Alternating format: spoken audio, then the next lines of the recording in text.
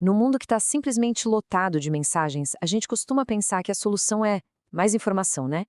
Mas e se o verdadeiro antídoto não for consumir mais e sim questionar melhor? Hoje, a gente vai desvendar como a comunicação moderna é feita para nos influenciar e, o mais importante, qual é o antídoto para isso: saber o que perguntar. Olha, o ponto de partida da nossa análise é essa afirmação bem forte. O antídoto para a desinformação não é mais informação. Achar que só jogar mais dados em cima do problema resolve é, na verdade, uma armadilha. Porque isso ignora totalmente como a nossa mente reage quando está sobrecarregada. E aqui está o pulo do gato. A gente não está lidando com barulho aleatório, sabe? A gente está mergulhado em mensagens que foram refinadas, testadas por décadas de ciência do comportamento. Elas são desenhadas, de propósito, para que a emoção chegue muito antes da razão. O objetivo é simples: fazer a gente tomar uma decisão antes mesmo de ter a chance de pensar criticamente sobre ela. A gente vive num ecossistema de comunicação que é, nossa, super sofisticado. Não é uma batalha de fatos, é muito mais uma arquitetura de persuasão onde a velocidade, a emoção e uma urgência quase sempre artificial são usadas como ferramentas para guiar nossas escolhas, muitas vezes sem a gente nem perceber. Agora, o que é fascinante aqui é como esses três elementos dançam juntos. A velocidade, bom, ela atropela a nossa capacidade de refletir. A emoção cria aquela conexão imediata, na barriga. E a urgência, que é quase sempre inventada, espreme nosso tempo para pensar. Juntos, eles formam um combo poderosíssimo, feito sob a medida para driblar o nosso pensamento crítico. Tá, mas como é que essa persuasão funciona na prática, no dia a dia? A manipulação de hoje raramente usa uma mentira descarada. É bem mais sutil. Ela trabalha na curadoria da percepção. Ou seja, ela te guia para uma conclusão que já estava definida, sem nunca precisar inventar um fato sequer. O processo é quase como o de um diretor de cinema, pensa só. Primeiro, a seleção. Só os fatos que servem para a narrativa entram em cena. Depois, o sequenciamento. A ordem em que as coisas são mostradas pode mudar completamente a história. E por fim, o enquadramento. O jeito que a história é contada, o ângulo escolhido.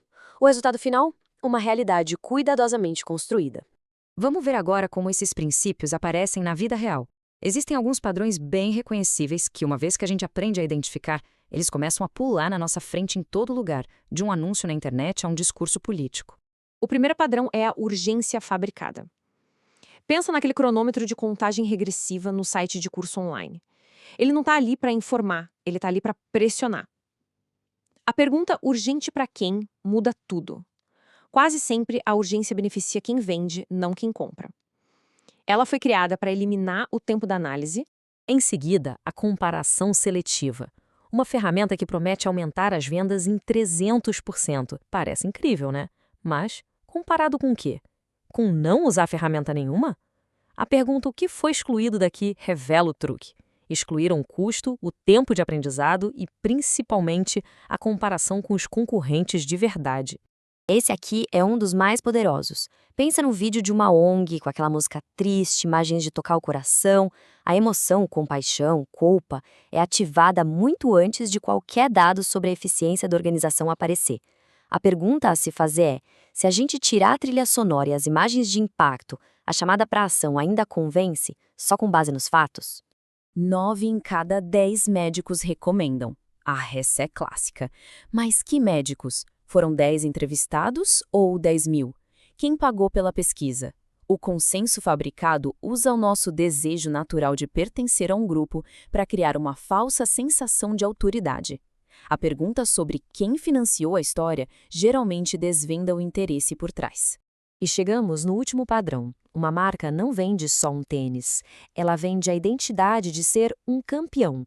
Criticar o produto vira quase uma ofensa pessoal. A mensagem não informa sobre o material do tênis, ela instala a pessoa numa tribo. Perguntar se a mensagem está informando ou instalando ajuda a separar o que é produto do que é promessa de identidade. Então, o ponto central é este. A gente pode construir um kit de ferramentas mental. Mudar daquela postura de só receber a informação passivamente para uma postura de observador ativo. E estas perguntas são os pilares dessa nova atitude. Essa pergunta é um verdadeiro desmanche de agendas ocultas. Ela vai direto ao ponto, sabe? Revela o interesse financeiro, político ou social que está por trás da mensagem. Nenhuma comunicação é neutra. E identificar para onde o dinheiro ou o poder está indo é o primeiro passo. Com essa pergunta, a gente joga uma luz na engenharia emocional. Ela nos ajuda a dar nome para o sentimento que foi ativado, medo, alegria, raiva. E só de nomear, a gente já ganha uma distância. E aí, a razão consegue entrar no jogo. Aqui a gente vira uma espécie de detetive do que não foi dito. A manipulação muitas vezes mora nas omissões, no que ficou de fora para construir aquela narrativa específica. A falta de informação pode ser tão reveladora quanto a presença dela. Essa aqui é a ferramenta para desarmar a bomba relógio da pressão. Ela nos força a perguntar se o agora ou nunca é uma condição real do mundo ou só uma técnica de venda. Ao fazer isso, a gente ganha de volta o nosso tempo. E tempo é poder para pensar. Uma distinção que parece pequena, mas é fundamental. Informar empodera, dá ferramentas para a gente decidir. Direcionar? Não. Direcionar nos guia para uma conclusão que já estava pronta. Essa pergunta avalia se a mensagem respeita a nossa inteligência ou se está tentando pegar um atalho. Esse é o teste de estresse da lógica. É a gente colocar em prática aquele reconhecimento da emoção. Quando a gente tira a embalagem emocional, o que sobra? Muitas vezes, a gente descobre que a estrutura do argumento é bem frágil, ou até que nem existia. E, por último, a verificação de credenciais. Não adianta só dizer especialistas afirmam. Quem são eles? Quais as qualificações? Existe algum conflito de interesse? Isso transforma nossa aceitação passiva numa validação muito mais criteriosa. Quando a gente internaliza essas perguntas, não viramos pessoas céticas que duvidam de tudo. Pelo contrário, nos tornamos pensadores mais precisos. Elas nos levam a um estado de maior autonomia, a uma mente soberana. O objetivo final é esse, soberania cognitiva. É a habilidade de enxergar não só a mensagem, mas a arquitetura por trás dela. É entender que a gente está operando num ecossistema desenhado para moldar percepções e, a partir dessa consciência, fazer escolhas com intenção. E para fechar, fica esta reflexão. Ao consumir qualquer tipo de informação, de um meme a um artigo científico, vale a pergunta: isso está ajudando a entender o mundo de uma forma mais completa ou está só oferecendo uma conclusão fácil e rápida?